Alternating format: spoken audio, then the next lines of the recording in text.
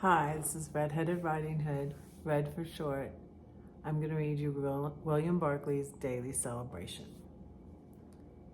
Needs to meet. What would you say is the great characteristic of the work of a minister of the church? Raymond Calkins tells how in the old provincial town of Saumur in France, there stood the great and ancient Roman church of St. Peter.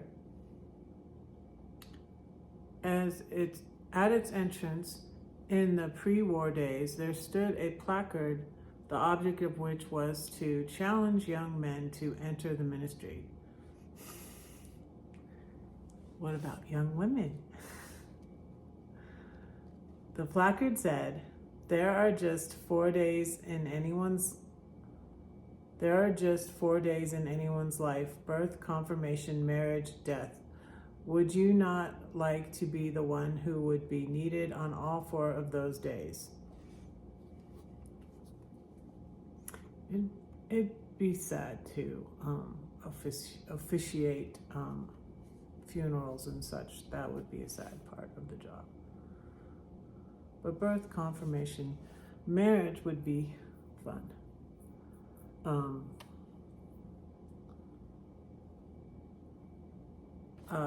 Before I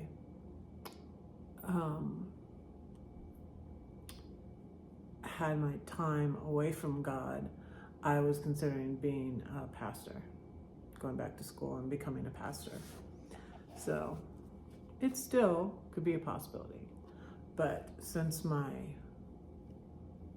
views are so different, I probably could ask my pastor about it and see what he thinks. There was another minister who came and preached at the sanctuary where I go to church in Denver, and he was from Canada, and he went to a school up there, and he was a Universalist. So I don't know, it's interesting.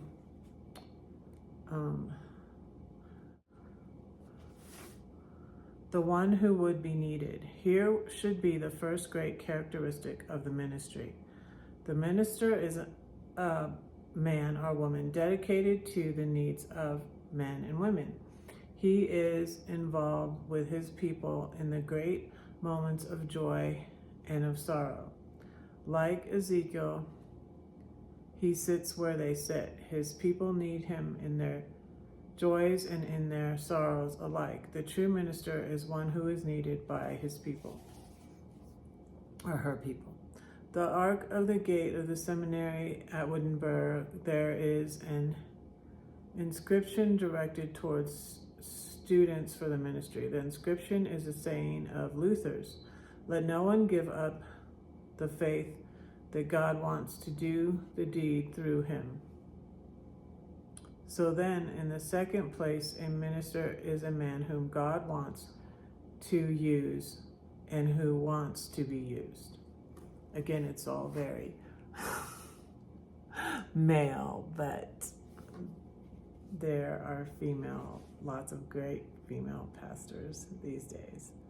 But this was written in the 60s and 70s, and I feel like, aside from being that he's a Universalist, that's not, well, it kind of is old-fashioned, because the first Christians did not believe in hell the way it's taught in church now.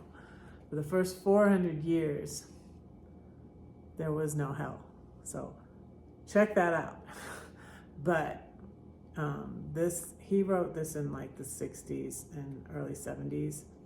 And I think he was a little bit old-fashioned he keeps talking about him for the pastor, and it can be her also. They know quite well that of themselves they can do nothing. But they also know that God can do the most astonishing things with the most imperfect instruments, and therefore they never lose the confidence that God wants to act through them. I'm changing the pronouns. The minister is a man or woman who wants to be needed and who wants to be used. Now, clearly, here are very difficult tasks. Here are tasks which no man or woman can perform in his own unaided strength.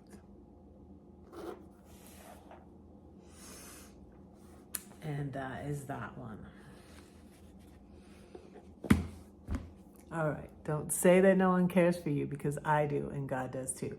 Don't forget to pray for Red, because Red is praying for you. Bye.